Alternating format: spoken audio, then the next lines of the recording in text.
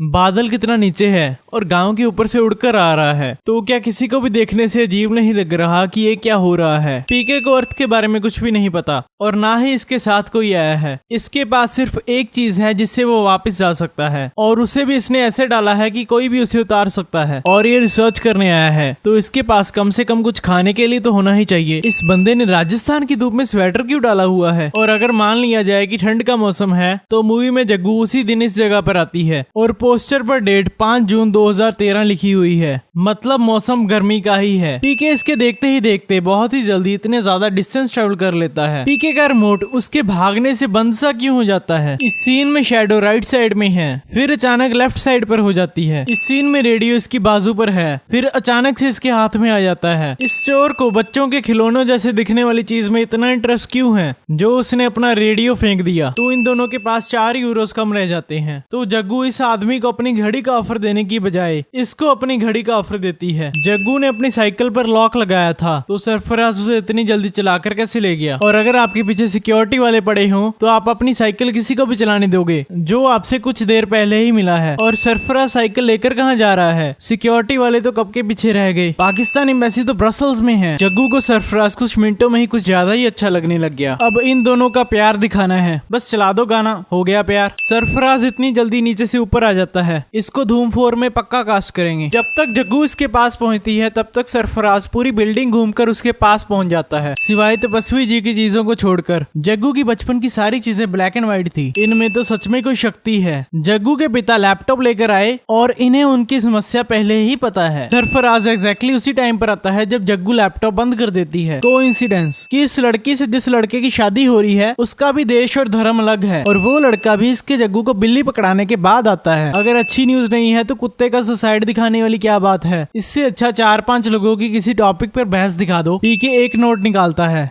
और फिर 1 सेकंड में उसके हाथ में बहुत सारे नोट आ जाते हैं। अगर उसके नोट जेब में ही थे तब भी उसे 500 का नोट वहां से निकालने, अपनी जेब से नोट निकालने में 1 सेकंड से तो ज्यादा ही टाइम लगेगा। अगर ये बंदा थप्पड़ नहीं मार सकता तो पेट में मुक्का तो मार ही सकता है। ये बंदा लॉक तो खोल देता है पर उसे बंद नहीं करता। पीके ने तो 500 निकालकर 300 बीच में डाल दिए थे, पर अब तो इतने पैसे बाहर ही पड़े हैं। इस सीन में पुलिस वाला भी नहीं है और दीवार पर भी कुछ नहीं लिखा हुआ, और अगले सीन में पुलिस वाला भी बैठा है और दीवार पर भी लिखा हुआ है ताकि पीके अपनी जग्गू को समझा सके। इस सीन में जग्गू को इतना ज्यादा डरने की क्या जरूरत थी? इसे बिना खोले तो पुलिस वाला इसके पास भी नहीं आ सकता। पीके अपने प्लेनेट के लोगों की मन की बात सुन सकता है पर वो धरती के लोगों की मन की बात नहीं सुन सकता। क्यों? तो वो इतना श्योर कैसे था कि हाथ पकड़ने से वो भाषा ट्रांसफर कर पाएगा? अगर वो मन की बात नहीं सुन सकता तो शायद भाषा भी ना ट्रांसफर कर पाए। वो इतना श्योर कैसे था? इवन कि इसको ये भी पता है कि एग्जैक्टली 6 घंटे लगे भाषा ट्रांसफर करने में। उस वक्त इसके पास कोई घड़ी तो थी नहीं, कुछ तो गड़बड़ है। कार की खिड़की खुली है ताकि पीके कपड़े उठा सके। पीके को पहली बार में ही पता लग गया कि शर्ट के बटन कैसे लगाने हैं और पहननी कैसे है। पीके को पहले रुपए के बारे में कुछ नहीं पता था, तो वो इतने दिन खा पी क्या रहा था? वो अपने साथ भी कुछ नहीं लाया था। पीके को महात्मा गांधी की फोटो समोसे के नीचे से मिली, तो पहले इसने समोसा खरीदा होगा और उसके लिए रुपए लगे होंगे, तो उसे पहले ही पता लग गया होगा कि रुपए के नोट से ही कुछ खरीदा जा सकता है। पीके के कपड़े रोज ही चेंज होते हैं, तो कैसे रोज ही डांसिंग कार मिलती है? पीके डांसिंग कार से अपने पैरों में पहनने के लिए कुछ नहीं उठाता, तो उसके पैरों में अपने आप कुछ ना कुछ कैसे आ जाता है? जब टक्कर लगती है तब वो काफी दूर जाकर गिरता है, पर अगले सीन में अचानक वो जहाँ पर गिरा था वहाँ से आगे पहुँच जाता है। इसके एक बार बोलने से पीके किसी आदमी का हाथ नहीं पकड़ता है, पर इसको अभी इसकी लैंग्वेज समझ नहीं आती है, तो फिर पीके अकेली लड़कियों की तरफ क्यों भाग रहा है? गाने में वो कहते हैं छोरा छोरी फर्क न समझे मारे सब पे छलांग, पर पीके गाने में सिर्फ लड़कियों का ही हाथ पकड़ता है। और गांव के लोग तो कमाल के हैं, सभी लोग यहाँ पर डांस करने के लिए आए हैं। पहले ये बंदा पीके के साथ डांस कर रहा था, तो फिर अचानक ये यहाँ पर कैसे पहुंच गया? पीके को कैसे पता कि भाषा ट्रांसफर करने से बोलने लग जाएगा? इनके प्लेनेट पर तो मन में बात करते हैं, तो इसने ये पहले कभी ट्राई नहीं किया होगा। पीके को भगवान के बारे में कुछ नहीं पता, तो शायद हमें ये मान लेना चाहिए कि इनके प्लेनेट में भगवान के बारे में किसी को कुछ नहीं पता।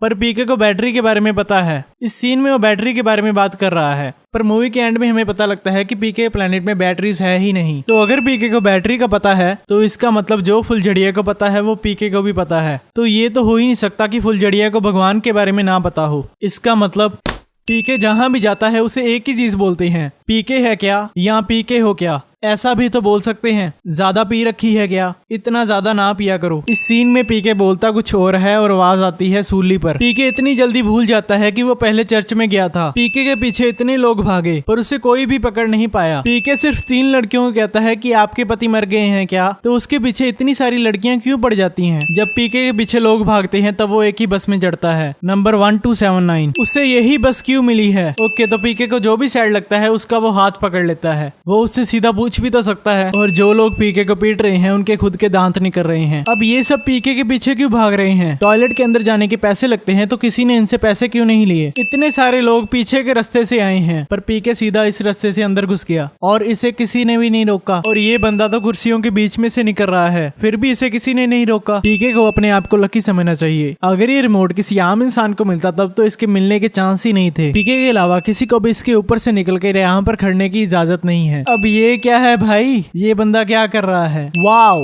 इतने सारे लोग, कुछ लोग तो इंडिया के भी नहीं हैं। अब पीके बता रहा है कि वो जिसका हाथ पकड़ेगा उसके माइंड में जो चल रहा होगा वो उसे पता लग जाएगा, पर उस वक्त तो ऐसा नहीं हुआ था। तो पीके ये भी चूज कर सकता है कि उसे अपने अंदर क्या क्या ट्रांसफर करना है। ये आदमी पीके और जग्गू के बात करने से पहले जल्दी में निकला था और पीके और जग्गू 40 सेकंड से ऊपर बात करते हैं, फिर भी वो आदमी वहां तक ही पहुंचा है। इसके अलावा और क्या रीजन हो सकता है कि जग्गू उसका पीछा कर सके? पीके जग्गू से कहता है कि जब से वो इस प्लेनेट पर आया है सभी ने उससे पैसा लिया है, उसे अभी तक किसी ने भी पैसा नहीं दिया। पर उसने खुद ने तो कहा था कि ब्रिज वाला जेंटलमैन इसके लिए पैसा लेकर खड़ा होता था। असल में तो वो पीके के लिए नहीं खड़ा होता था, पर पीके को तो ऐसा ही लगता था। तो फिर वो जग्गू को भी जेंटलमैन बुलाता है और कहता है कि उसके पैसा देने की वजह से उसने उसे सब कुछ बता दिया। तो क्या इसने उस ब्रिज वाले बंदे को भी सब कुछ बताया होगा? कॉल करने वाला इतना बेवकूफ था कि जग्गू उसे कितनी बार कहती है कि ये रॉन्ग नंबर है, फिर भी वो कॉल करता रहता है। और जब जग्गू उसके साथ मजाक करती है तब वो उसे सीरियस ले लेता है। ये बंदा तपस्वी से कहता है कि मेरी बीवी 6 महीने से पैरालाइज है और डॉक्टरों ने अपने हाथ उठा दिए हैं। और मजे की बात यह है कि तपस्वी भी अपना हाथ उसी वक्त उठा लेता है। मैं तो कुछ नहीं कर सकता भाई। तपस्वी सभी लोगों के सामने उससे इशारा करता है। जग्गू कहती है कि पीके ने एक अहम सवाल उठाया है और पीके कहता है का लोग सोचेंगे कि जिसने सवाल उठाया है उसे खुद ही नहीं पता कि सवाल है क्या, उसकी पॉकेट में क्या है ये इतनी पास से भी दिखाई नहीं दे रहा। और तपस्वी को इतनी दूर से शक हो जाता है कि उसकी पॉकेट में सिगरेट है। इस बंदे में सही में पावर्स हैं। अगर पीके इन सभी लोगों को अलग कपड़ों में लेकर आया है और उनका धर्म पूछ रहा है तो ऑब्वियसली उसका कोई प्लान तो होगा। मगर इस बार तपस्वी जी की पावर्स काम नहीं करती और इन्होंने पीके को इस बार अंदर ही क्यों आने दिया? जब पीके इसे पगड़ी उतारने के लिए कहता है तभी अपना हाथ पहले ही पगड़ी पर लेकर जा चुका होता है। तो क्या इस सब की इन्होंने पहले प्रैक्टिस की थी? पीके की बॉडी पर से निशान कहाँ पर गए? अब बाहर निकालने का क्या फायदा? अब जो उसने कहना था वो तो कह दिया, ये तो पहले करना चाहिए था। जग्गू को ये नहीं पता कि पीके असल में बताना क्या चाहता है, पर फिर भी वो कहती है कि अगर इसकी बात बकवास निकली तो ये शो बंद कर देगी। वाओ।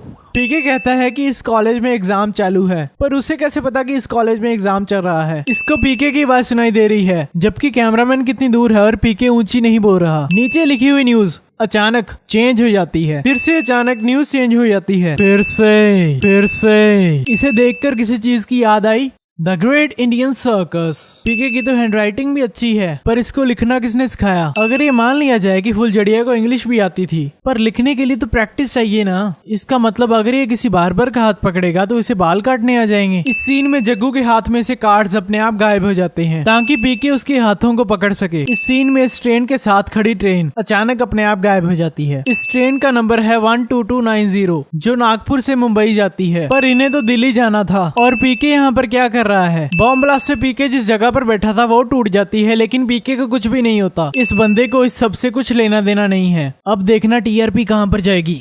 या इस सीन में तपस्वी जी कहते हैं कि आप मैरिज रजिस्ट्रार के ऑफिस में गई थी, पर जग्गू तो चर्च में गई थी। पाकिस्तान एम्बेसी संडे को बंद होती है, तो ये सीन पॉसिबल ही नहीं था। पाकिस्तान की एम्बेसी के सारे लोग अपना काम छोड़कर इसके पास आकर खड़े हो गए। हाँ, 2-4 लोग और आ जाओ, कई लोग तो काफी पीछे से आ रहे हैं। ये शो शाम के 6 बजे शूट करना शुरू किया गया था और अब शो खत्म होने वाला है, तो अभी भी इनके घर के बाहर इतनी रोशनी क्यों है? और अगर ये शो रिकॉर्डेड है तो जग्गू की मॉम उसी टाइम पर ये शो कैसे देख रही है? सरफराज जग्गू से सही में बहुत प्यार करता था, अभी तक वही कपड़े डाले हैं। चलो कपड़ों का तो छोड़ो, अभी तक पेन भी वहीं पर लगा हुआ है। पीके ने ये रिकॉर्ड कब किया? उस वक्त तो वो सोकर उठा था और उसे जग्गू से प्यार का एहसास भी इस सीन के बाद ही हुआ था। और बाकी सब भी इसने बिना रिकॉर्ड बटन दबाए रिकॉर्ड कर लिया। जग्गू की वॉइस इतनी क्लियर कैसे है? जग्गू इन्हें बिना कवर के उठाती है और और रखती इन्हें कवर के साथ है। इस कार्ड को तो पीके ने स्टेशन पर अच्छे से मरोड़ दिया था, तो ये अभी तक सही कैसे है? इस स्पेसशिप को रिमोट से दिल्ली के किसी खाली एरिया में भी बुलाया जा सकता था। आखिरकार पीके भी झूठ बोलना सीख ही गया। इस बात की खुशी है कि हमने पीके को कुछ अच्छा सिखा के भेजा। ये पिक किसने ली? उस वक्त जग्गू के हाथ में कैमरा तो था नहीं। जग्गू बताती है कि पीके 400 करोड़ मील दूर चला गया, पर उसे कैसे पता कि उसका प्लेनेट यहाँ से कितनी दूर है? लगता है पीके के प्लेनेट में भी रेडबुल मिलती है, तभी तो स्पेसशिप इतने बढ़िया तरीके से उड़ रही है। हमें भी इनसे रेडबुल का सही इस्तेमाल करना सीखना चाहिए। पीके सभी को बोलकर क्यों इंस्ट्रक्शंस दे रहा है? उसने खुद ने तो कहा था कि हम तो मन की बात भी सुन सकते हैं। पीके सभी को अपना रिमोट छुपाने के लिए कहता है, पर उसने खुद रिमोट गले में ही डाला हुआ है। पीके कह रहा है कि हम उतरते ही डांसिंग कार से कपड़े चुराएंगे, पर इसे इतने सारे डांसिंग कार्स मिलेंगे कहाँ से? पीके फिर से इंडिया ही क्यों आया? इस बार कोई और कंट्री घूम ले।